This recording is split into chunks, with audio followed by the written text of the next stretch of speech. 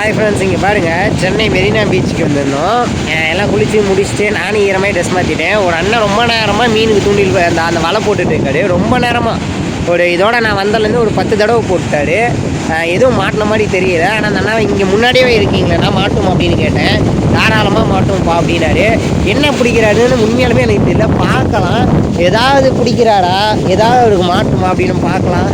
நான் வெயிட் பண்ணிங்க. பாருங்கள், இங்கே வந்துட்டோம், இங்கே நிற்கிறோம். இங்கே நின்னாலும் பாருங்களேன், தண்ணி அப்படியே பீச்சுக்கு வந்து அடிக்குது.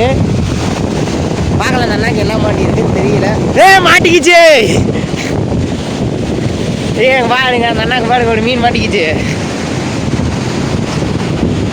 அரியா அங்கே பாரா, அந்த அண்ணாக்கு மாட்டிக்கிச்சு.